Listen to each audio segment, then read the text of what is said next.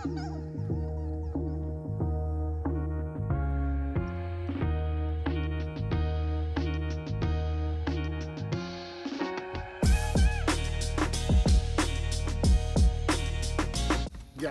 welcome to the first ever Master Technique class.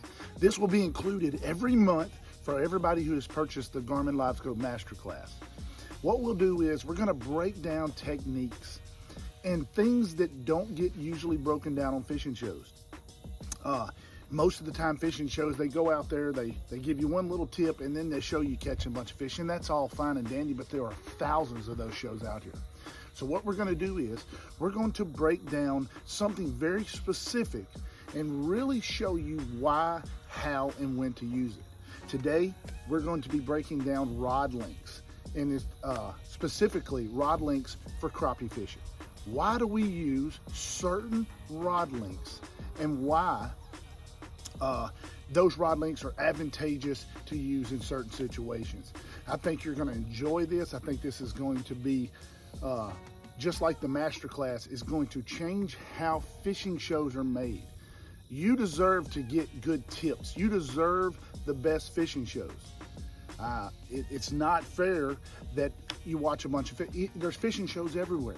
But today we're going to break down why, instead of just showing you, okay, you fish a 13-foot rod. Why do you use a 13-foot rod? Why do you use a 7-foot rod or a 10-foot rod in certain situations? Today you're going to find out. Let's go.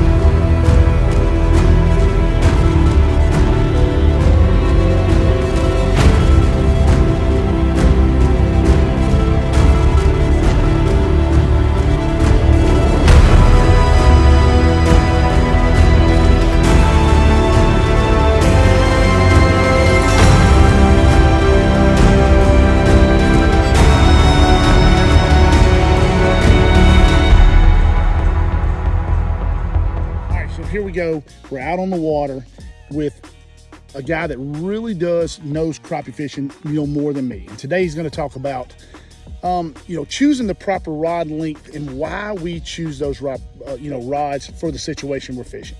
And we're out here on open water fishing right now, chasing individual fish, as opposed to fishing for brush piles where you're chasing schools or fish that are ganged up sitting in one spot. We're out here chasing active fish in open water that are out here actively feeding. So tell me a little bit about yourself and who you are, and go from there. I'm Nolan Beck, Arklamis Crappie Guides.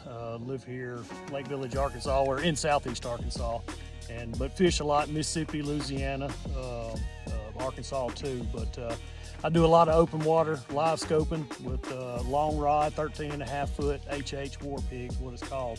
But it gives you, a lot of guys that use the shorter rods, it's got its advantages, but so does the long pole. That's been a big debate in the crappie world, is, long pole versus short pole. But it really comes down to personal preference and what the fish are showing you. So if you got fish that are sluggish or a little, taking a little more time to make their mind up, the long pole comes in handy because you can slow it down, hold it on them a few seconds longer, give them just that extra little minute to make their mind up to bite. But the short pole comes in handy if they get close to the boat, and you versus the long pole, you're out there 10 or 12 foot, so if he gets inside of that, the short pole's an advantage there. So it comes down to personal preference, really. All right, so like me, when I'm sniping, I'll let you keep going ahead and fishing and things like that, and we'll watch over your shoulder. Me, as I'm sniping, I'm known for taking a 7-foot rod and casting to them. Right. But that's where you have told me and shown me today that I'm limiting myself because I can't control the speed. It's a one deal. The only way I control speed is change the size of the bait I'm using, and that's tough for each fish because they're really on different levels. That's right. And by using the longer pole, I use the rod tip to move the bait as opposed to the reel. That's right. And so I can control the speed and the depth I'm fishing. Yeah. You can do it either way. You can reel some, and then you can also use the tip to control. So it's kind of the best of both worlds. What kind of rods do you use? Again, this is the HH War Pig. It's a 13.5-foot live scoping rod designed for that. So it's got a pretty nice soft. It's not too soft to tip, but it's got plenty of backbone. I mean, you can boat flip 2.5 pounders all day. Well, that's really cool. So what we're gonna do is we're gonna watch over your shoulder and just kind of explain what you're doing and how you approach fishing open water fish, because that's where the longer pole is coming in. Like me, I take the old 7-foot and I'm like limited to road runners. Right. That's what I like to fish because I throw it and reel it. But I've learned so much today in terms of I'm missing a whole lot of fish that sometimes they want it slower. Sometimes they want the slower presentation, but you're not really vertical fishing. You're still fishing on a horizontal plane. You're just controlling that speed. Right. It's just slowing it down some more. All right, so let's go. And I'm gonna watch you over your shoulder and you just kind of explain what you're doing.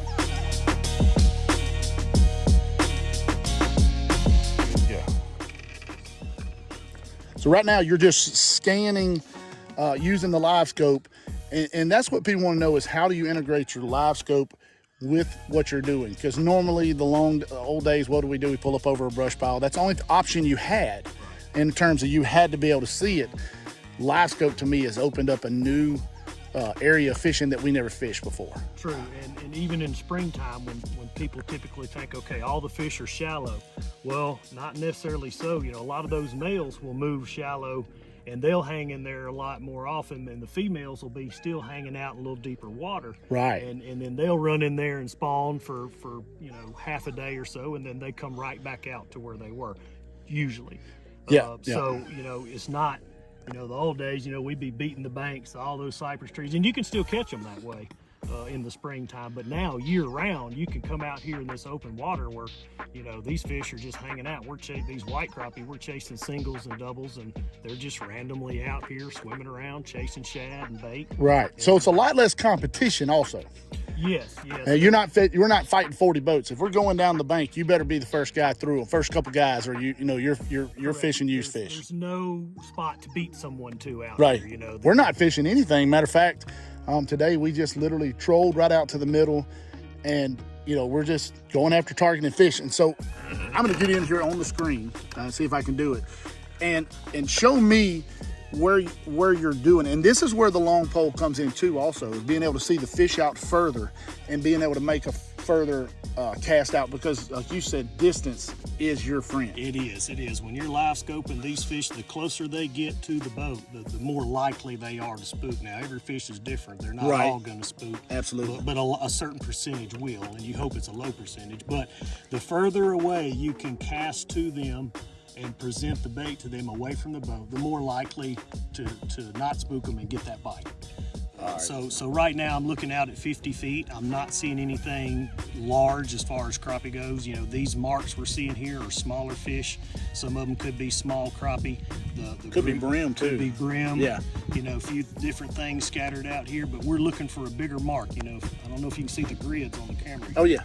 You can see these grids. If I zoom in to 30 feet, a big crappie at this distance will fill up most of that box. So me, I'm not a big grid guy, but in the open water fishing where you're targeting, and this is more tournament, like a tournament style type of fishing, although even when you ain't got to be in tournaments to do it,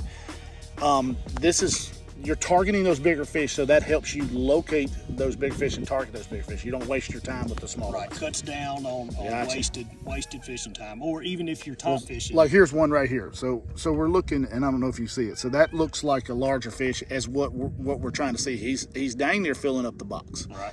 And no, I'm not saying he's a 3-pounder, but he's a better fish than what we've seen so far. And it may be 2. It's kind of looking like maybe 2. It could be. If you start seeing some gaps in there, sometimes there's that second. See him slip. Yeah, he slipped away into 2. Well, let's say we want to toss to him. Okay. We would just get it lined up there.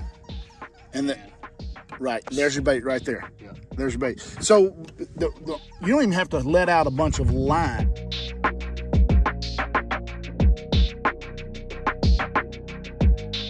You're literally, that the rod's 13 foot, you've got your bait set out to 13 foot, so not only where, you know, how far out you're throwing, because you can consistently know it because of the 13 foot, but you also know is where it's going to hit on the screen. So using that longer rod is such an advantage, and then you can literally work it in.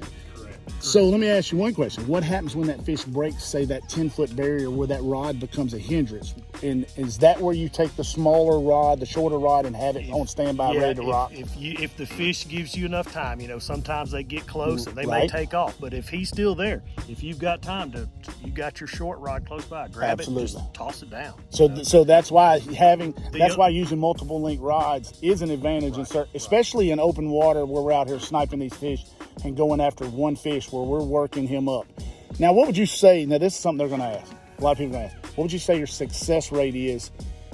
Let's say on a normal day, not when they're biting great, but not when they're biting bad, but just a normal day of catching big, like size ratio to the actual catch. So you're catching a bigger fish, but you're not catching near as many. What would you say a good day? What would you consider a good day? As far as numbers? Number-wise, good fish. You know, you look at, I mean, average day, 15 to 20 really good fish. So you're away from the 40, 50, 60s, but you're catching those 15 to 20 of really much good, better quality fish. You know, if it's springtime, that number's going to be higher. Of course, you know? Of course. Right. But yeah, let's say summertime fishing, you know, depending on where you're at, 15, 20 fish plus, you know, really good size, and then you're going to have them kind of play out, you know, over. Which, but it comes down to the fisherman. If you don't want to keep the smaller fish, you keep throwing them back, or if you only want to target those larger ones and not even fool with the smaller ones, you can literally tell once you get some seat time in, and it takes a little practice, but once you get to where you can really tell the size differences, you know, you can avoid the smaller fish. You don't even have to.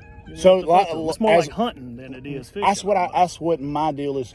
We're hunting particular fish, even when you're bass fishing and crappie fishing. You're going after particular fish. To me, I like to target big bass, and some days I'll go and only catch 2.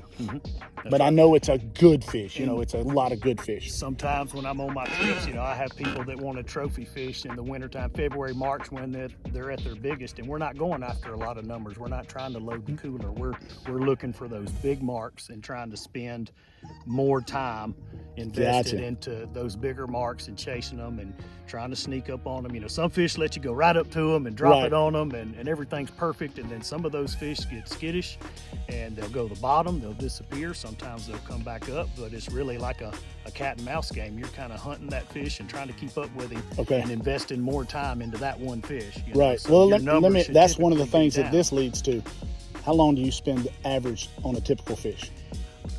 Just kind of let his mentality, like, or how he's acting in the water, do it. If he's after it, you're on him. If he ignores it or swims away, you're gone. What I've learned with these crappie, and it's like this on every lake, if you throw out to him and he chases it back to the boat and does not bite it at all, you can just about go on to the next fish right then. Well, Seaman, that is where I have struggled in terms of when I see a crappie chase it, I spend extra time on him, like, oh my God, he's active, he wants it. So maybe we're thinking the wrong way. And I've just done it so much, and I've seen it happen so many times on so many lakes. That fish that chases it and doesn't bite it, he might chase it 10, 20 feet back to the boat. Right. And then quit right at the trolling motor. Right. And you're thinking, man, I can't believe it didn't bite. Right. You can throw every color in the box, you can change up, put live bait on. Right. That fish is not going to bite, maybe 1 out of 50.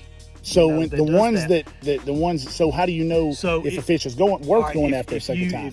If you throw to that fish and he hasn't reacted to it, you've got a chance until he gives you some type of reaction. Either swims away or swims away because he gets spooked. But if he's just staying there, keep showing it to him. Now, if one bites at it and you miss him, absolutely keep throwing to that fish. If he nips or bites it and you miss, you know, get it back to him as quick as possible. I'll keep throwing at a fish if he keeps biting at it, because you can probably catch him. Right. But it's those fish that don't bite, non-committal. When I call them the NBs, the non-biters, when they swim back to the boat and don't tick it, munch at it, nothing. Right. Go on to the next one. Old Papa wearing the New Balances, the NBs. Yeah, I'm telling you. All right, so we're gonna watch a little fishing here, and so just go at it. You can talk if you want, whatever you want to do. Just kind of explain what you're doing as we're doing.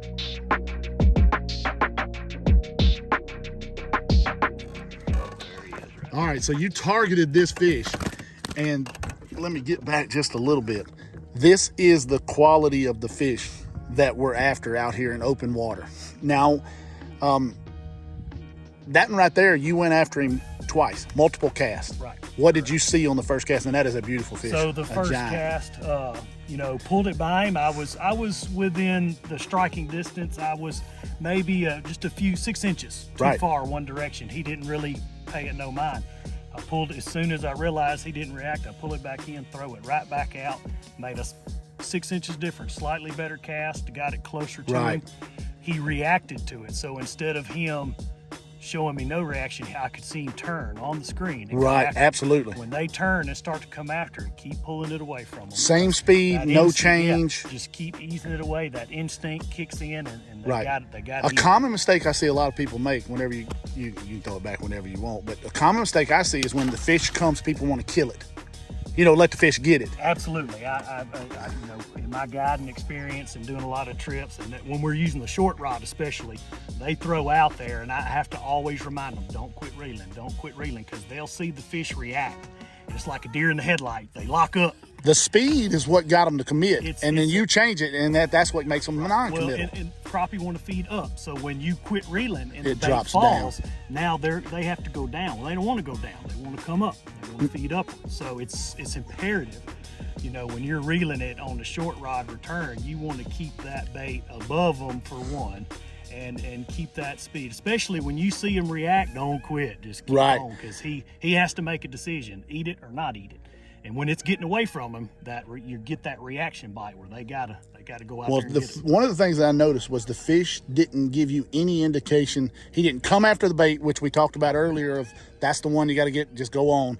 He didn't swim away. He was holding his ground, so that was when you knew if I put it, I've got a shot at him. So, and then also using the 13-foot pole, that time, the first time you pulled it by him, the second time you made a long pitch, and you just kind of, just almost walked the dog past him at a space.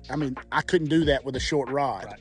So that is why the 13-foot, or even, do you use any longer rods, or do you kind of stick in the 13-foot range? I like, this is a 13.5. They make 16s, they make 8. That you can get. But when you get to the 16, 18s, you also got that larger dead area close to the boat. Right. You know, there's only so much choking up you can do. Yeah, you want to look a little weird. 16-foot rod, and you get over here, and I have caught them that way in a bind, when they've gotten too close. But, it gets to be complicated. But, yeah, if you got your short rod close by, you can just plop, right there if he gets close to the boat. But yeah, the 13.5, I like it. It's a good happy medium. I can reel it past the fish.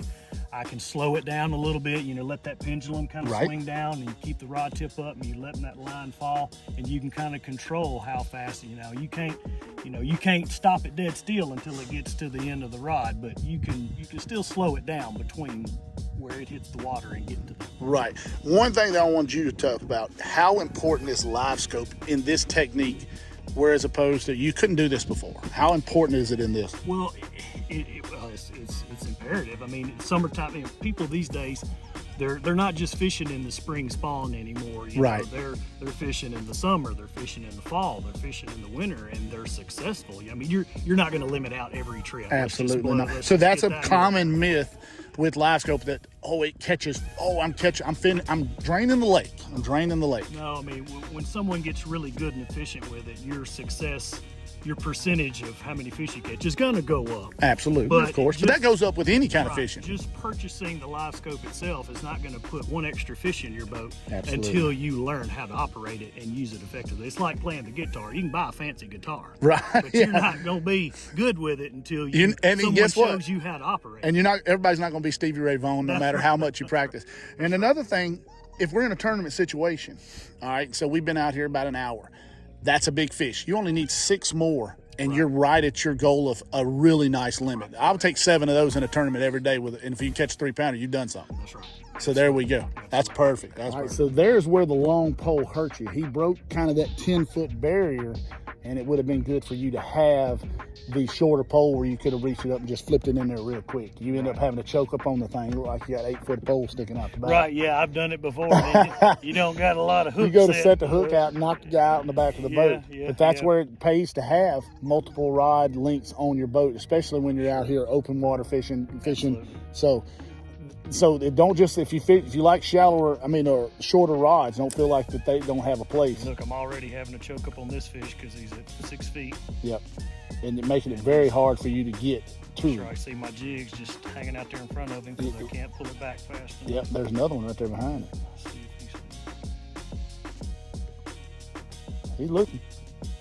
It looked like he's moving on it. See him swim on it right there? Oh, swam off. Right there. So that's the one that you would say, I'm gone. He didn't want it. He swam off, and Yeah, when they chase it and don't bite it, you know, unless you're in a tournament and it's a giant fish and you Right. got to have him, I'd invest more time. But just fun fishing or something like let's that. keep going. There's a bunch of them Move in the on water. to the next one. That's right. All right, so we're wrapping up our fishing trip here. Had a great day. Learned a lot. And like I said, we weren't after the number of fish, because that's not what you're doing with the open water fishing. You're after the larger fish. This is kind of like a tournament mentality, but you can take this into your everyday fishing to try to catch bigger fish. And one thing that I have seen is that Livescope, a lot of people think you just go out there and catch fish, and that's not true, is it? It is not true. I mean, that's what everybody wants to do. That's the idea behind it. Or, you know, most people think, as soon as I get Livescope, I'm going to be limiting out all the time, and it's Right. just not the case. But once you learn how to use it and integrate it into your type of fishing, yes, it's going to help you catch more fish, bigger fish, whatever you're trying to accomplish. If you want numbers, you can kind of go after numbers more. Right. If tournament style fishing, or if you just want to chase some bigger fish, you can slow down and just focus on that. So it just depends. So on what this you is wanna where do. did the long poling come about more because of the live scoping and being able to see, like, for example, you got a 13-foot rod and you let out about 13 foot of water, and we set our settings on 30 foot. So when you pendulum it out there, you're hitting in that 25-foot mark. So that's helping two things. That's helping you see the bait enter the water, so you know a consistent basis where it's eating. You know that I'm not throwing off the screen, I'm not short of the fish, I know where it's going to hit every time.